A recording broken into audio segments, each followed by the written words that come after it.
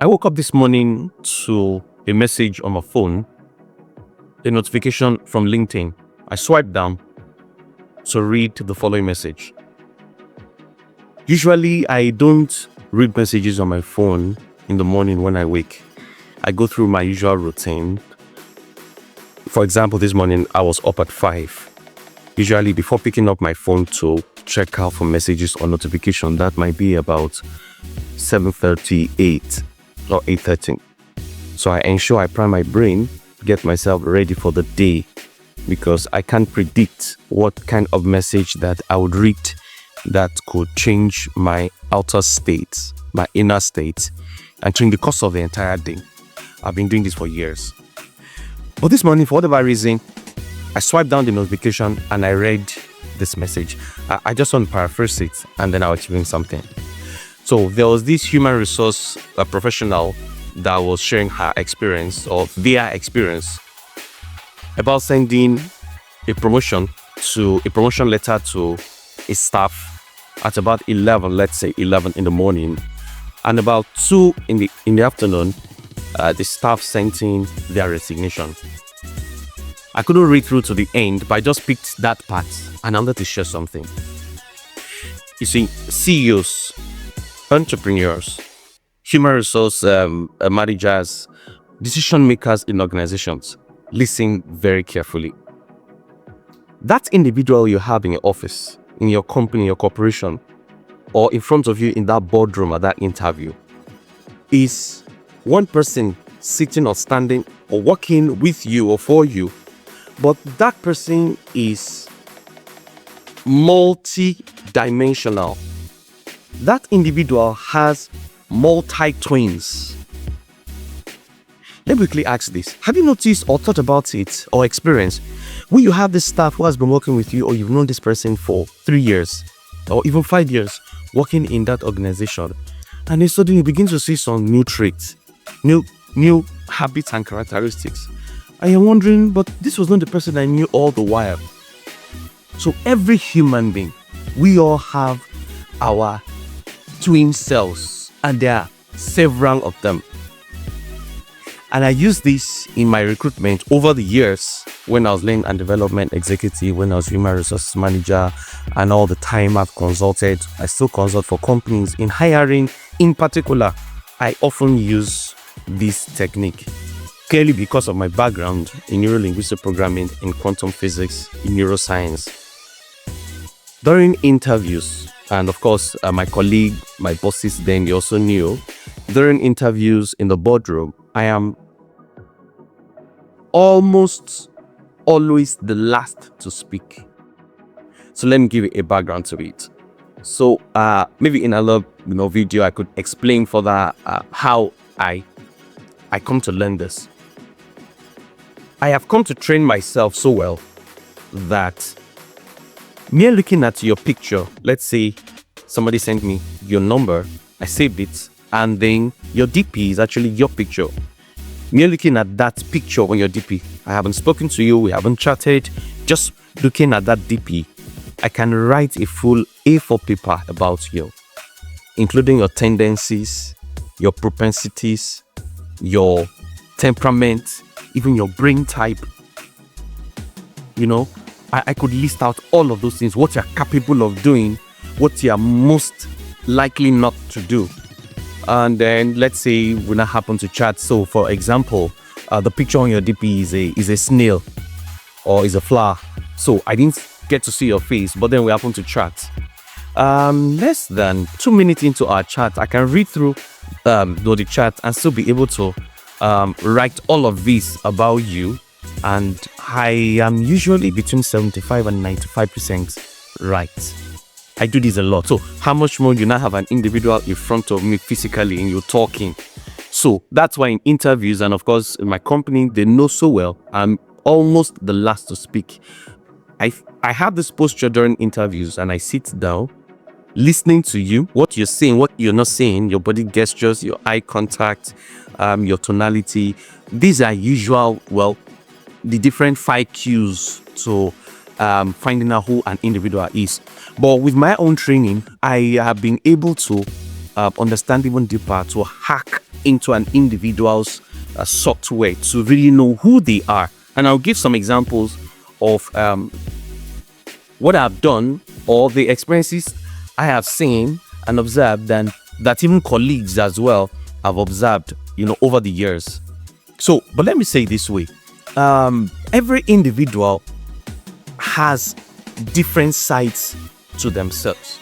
That person who comes for that interview wants to give you that side of themselves that you want to see. Let me ask you, if you're hiring an individual for a particular role and you have a choice to make from either of these, which would you go for? The skill or the personality? Usually I would advise that for certain roles like an accountant, I'm just using that as an example, you want to hire skill first, then personality next. But for most of the roles in an organization, you want to hire personality first, followed by skill. Let me give some examples of what I've seen in boardrooms and meetings both companies have consulted for. So a lady comes, this is an example, practical example. A lady comes to the boardroom, of course, and I've been involved in over the years, hundreds and hundreds of CV reviews, online interviews, and I've been involved in tens, if not hundreds of recruitment and job hiring. She comes to the office or to the boardroom, and then the first person asks, "Can you introduce yourself to us?" She begins to talk, explains herself and who she is, and just suddenly at the point, of course, again, hacking into the person's software, I interrupt and say, "This is not you. This is not you." And of course, in my company back then, I noticed over time, my other colleagues and bosses had seen the trend, had seen my accuracy, and they've come to take, sometimes they don't take my final verdict and judgment and recommendation, but then many times they do. And then I say, "This is not you." So, guys, that's speaking to my colleagues now and the other people in the boardroom, let's give her a second chance. We don't do this. You come for an interview, you don't perform well, I will let you go and then come back again. But let's just do this for her. This is not you. So I'll give you a second chance. We'll release you now. Go home. We'll send you another invite. Come with your real you. Now, I'm not just giving an illustration. I'm telling you a real life story of what happened. And then the lady leaves the boardroom, and then everybody begins to ask me, "What did you see? What happened?" I just said, I just know that's not this lady. Let's just call her name Chiomar. And then she leaves. And then I tell the executive, send an email and invite her on Monday. She comes on Monday and delivers. At the end of the day, not maybe delivering, speaking fluently, passionately and all that. Not that, but then I could hack in and now you tick the box. And then the lady resumes as a front desk in one of the branches. And as I speak with you today, she's the personal assistant to the group chairman. Do you see how things move from, or how, people come in with a particular self, and they will later hack into them to realize this is not you. I'll give another example. There was a gentleman who came in for an interview, and very good looking, handsome guy, and well built up. And all through the interview, something was not just clicking. I just knew something wasn't clicking. But of course, he had the look, and then because it was a business development role, he had the look, he had the English, and then he actually ticked the physical boxes. And then he appeared to have had certain contacts that could help the company hit their financial goal. So he could sell to certain people, he had a network. But something wasn't clicking for me. I couldn't lay my hands on it. So, of course, I allowed it to slide.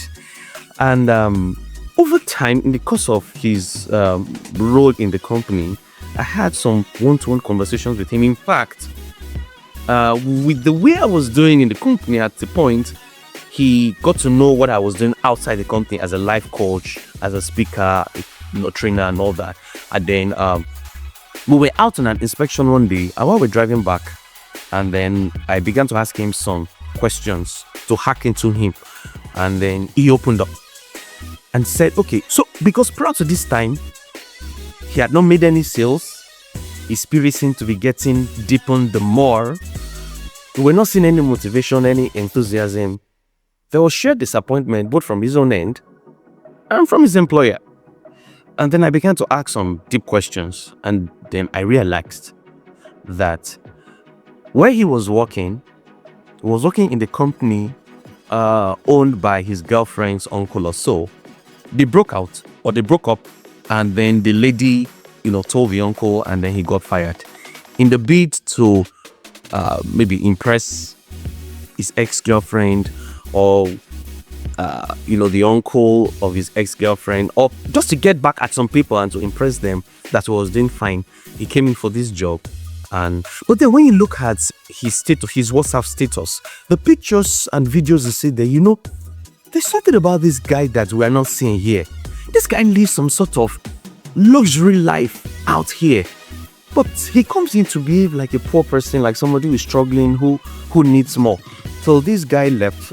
Well, ultimately he got fired, but then it was clear that there was something this guy was hiding, but he came to the company as somebody else. Let me give another example and then I'll go on. There's this guy who came in, classic interesting example.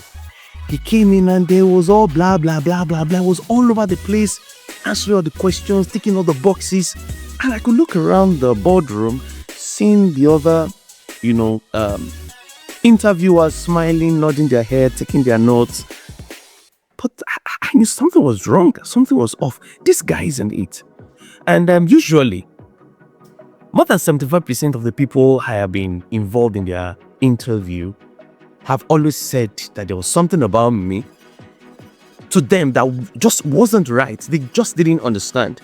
Because while they are answering questions, you have other people nodding and writing things, smiling, giving follow-up questions. I just seem stiff, as though I'm not there. So for me, I seem to want to try to bring myself. So I want to gauge. So we as humans, we are always giving out this aura and energy. So I want to try to see how to gauge your aura, your energy, find myself in that same aura with you, hack into you, and find out what you're not saying, and listen to what you're not saying. And then it so happened that this guy, to be honest, he was technically fit for the role. In fact, he was going to do more than what he wasn't hired to do, or he was being hired to do. For example, when you talk about a role as a facility manager, when somebody comes in as a facility manager and he knows so much about electrical jobs, he knows so much about servicing and maintenance of a generator. I'm just using that as an example. He doesn't just know this by heart, but he knows this experientially. In fact, that's what he did in his first degree, and he's practiced this over time. You want to stay a bit more relaxed that this guy is going to be an added tool and resource to the team I've got. But then there's more to that skill that guy has. Well, after the interview, I informed the MD, the group HR, and all the other people on the team that this guy is going to give us problem. This guy is not going to fit in. We're looking at the hardware, but I'm also looking deep into some of the programs that this guy is running by. This guy is going to give serious problems. During his induction, of course, I was the one that handled his induction. He answered the questions. He was brilliant. He was smart. He was sharp. Long story cut short, less than 3 months, he was still during the period of his probation, we realized the guy was gay. Now, I have my viewers in different parts of the world. All right, I have people in the US, in Asia, in Africa as well, Europe. So in some of these places, when you say an individual is gay, and they're like, then what? Are you sexist? So, but then I'm looking at this in the context of the continent and the country where this happened. So you're going to be hesitant when you find out somebody is gay. Now, we realize that this was his sexual orientation. And then aside that, he began to display some strange behaviors. We then realized he was dishonest, was trying to play some games with the contractors, there were lots of things that began to unfold just during his probation.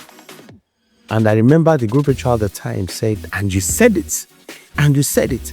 And literally every single thing I predicted about this young man was what was playing out time and time again.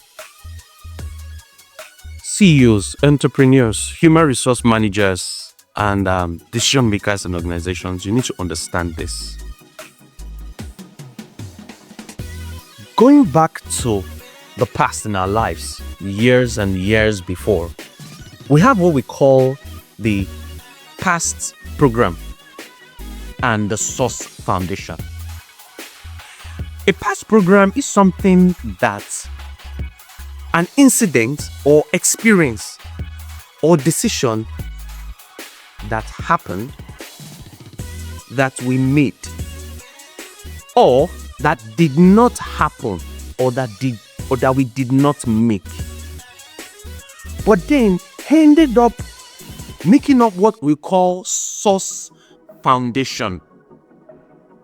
And as a result, resulted into we becoming multi-human, or we call that our twin selves in multi-dimensions. Let me give an example.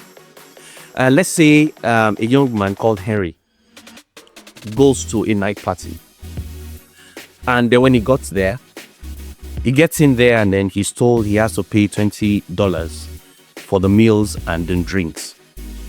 And then he feels, why would you invite me for a party and I have to pay for it? He gets angry, he leaves. On his way out, he calls his friend Joe, and Joe tells him, come on to the party where I am, everything here is free. He goes to the party and meets a lady. He gets attracted to her, and then at the end of the day, they get married. Her name, Margaret. And the Henry and Margaret, they have 3 children. And one of their kids studied law, became a very brilliant, successful lawyer, and they ended up, becoming the governor of the state. Now, let's go back. Let's just go back a bit. Look at what happened to Henry that night. Several conditions, several things predicted his future. But then there were several also unlikely circumstances that he could or he would have made, decisions he could have made that he didn't make. Now, does it mean that, look at this first, if Henry had paid the £20 or $20, would he have met Margaret? Would he have had a son that would have been that successful? 1. 2.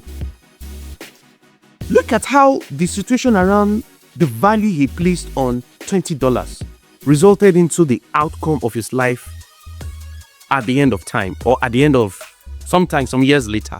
What I'm trying to say is this: a single instance in our life, these are called quantum jumps, quantum circumstances. They are very, very, very tiny, inconsequential, but that's why they are called, the source program, the past program that results into the source foundation.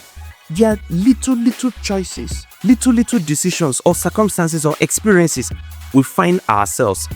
These things are so grown later on in life. For example, that person in that interview, there might have been a particular source foundation that might trigger a particular aura in that boardroom during that interview that might give you a clue to this person has a propensity, a tendency of XYZ based on a choice the person made in the past, or choices the person hasn't made, but they are called past program. at an unconscious level, that thing has programmed that individual, in this case, let's say Mike, that sometime later in the future, the source foundation will meet with the past program and result into a particular decision that individual makes that threw you off balance as a manager. Where is this coming from? I never knew this guy was like this. I didn't know he was like this. And that's why in recruitment, to bring this all together, in recruitment, you need folks in your boardroom in making decisions who can hack into the source foundation, who can bisect in split of seconds past programs or past program of an individual to be able to foretell. And there are people out there who do this. Like I give an example of myself. Just looking at an individual's picture, I can't tell. And I've done this for years and years. I can tell. And so far, I have had between 75 and 95% accuracy. As I bring this to a close, let me just give another example. So I've spoken in several webinars where the attendees or the participants do not have their cameras or their videos on. But let me just give 2 examples. There was one that happened some years ago. I was in this webinar. I was invited by this good friend. So at the beginning, she introduced me and then told everybody to unmute and welcome me. So everybody began to, welcome me with excitement. And then just before they concluded, I unmuted and interrupted and then picked a lady's name. Because as they were welcoming me, I could see their names on the screen. So I picked a lady's name. I can't remember the name now. And then I said, now, the host who invited me actually knew this about me. So I picked that name and said, please guys, can I just play around with you people a bit just to set the tone for the session ahead? And then I called her name. And then I said, can I tell you something about you? Before I go on, let me just say this again. So usually my interviews, my past colleagues, subordinates, superior, if they're watching this video, they will buttress it and attest to it that I also do this during interviews. I'm meeting somebody whom I have never met before. We are all meeting this person for the first time in the interview room. And as we all sit down and we ask, or maybe one of the people in the boardroom says, can you introduce yourself to us or can we meet you? And as the candidate starts, just halfway, I interrupt. I do this 7 out of 10 times when we have interviews. I interrupt and I say, hold on please. Can I tell you about you? This statement I just made, my previous colleagues, those who have been in interview rooms with me, they will nod their head in affirmation that I do this 7 out of 10 times during interviews. And I'll just say, hold on please. Can I tell you about you? And then I begin to talk and talk and talk. And guess what? And not just the good things, I also say their tendencies, their propensities, what they are liking, their weaknesses as well. 3 out of 5 times, the candidate will interrupt me and tell me to stop and stop and stop. Because I seem to be saying some things they're not comfortable with. And it's actually true. And then I will then ask, out of 100, tell me how accurate and right I am. And then, so that goes on. Now, I was talking about, where was I? I was sharing an experience. Oh my God, it's just gone off my head now. It's just gone off my head now. I was sharing an experience. Anyway, that's gone off my head. Okay, yes, good. I remember now. I was talking about the webinar. And then I interrupted and then I called the name of a lady and then said, I began to bisect her. I began to demystify who she was. I started talking and talking and talking and talking and talking and talking. People began to unmute and began to scream. I just kept talking and talking and talking. The lady from the other end began to scream, I should stop, I should stop, I should stop. Until I paused. And then she said, how did you know me? How did you know this about me? And all that and all that. Now that's a part. Something happened recently, just some weeks ago. I was invited to another webinar. One of my mentees was celebrating his birthday and they wanted to have a webinar as a give back. And then he organized, this webinar. We had different people there and he invited me to speak on one of the sessions. And then at the end of the session, the moderator, then told the participants to send in their questions, I think to a particular number, which they did. Now there was this particular question the moderator began to read out. The question was addressed to me. She read the question. After reading it, she then paused and waited for me to respond. I then told her, before I respond to this question, can I tell you and everybody else on this platform things about this person who wrote this question? It was just a very simple, direct question. But then I began to tell who this person was. In fact, I said, whoever you are, like everybody else know, I don't know you. I don't even know if you're a male or a female. But I will go ahead all the same. I spoke about her temperament. The fact was that she was a lady, her temperament, her personality type, her tendencies, her weaknesses, her brain type. I went on and on and on and on. And then when I got through, I told the moderator to hold on, not to say anything, that she should leave me and this person alone. And he said, now, this person who asked this question, could you unmute please? And buttress some of the things I've said, if I'm right or wrong, and then rate my accuracy. She paused, she unmuted and began to scream and all that. And then she rated me, I think at about 85 or 95% accurate.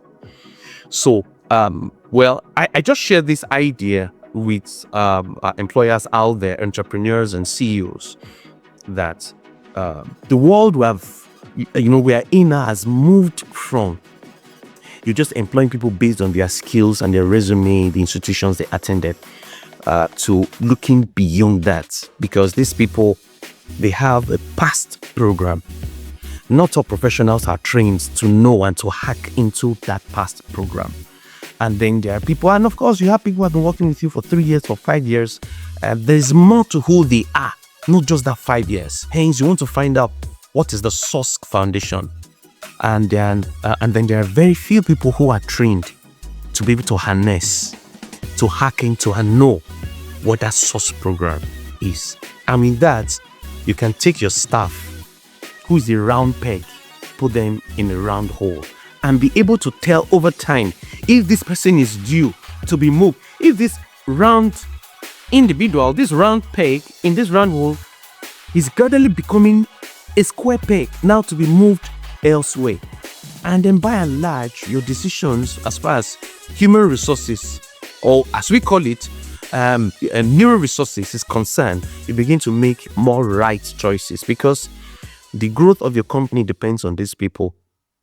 The forward movement of your company depends on these people, so that ultimately you can be well off and they as well. Be well.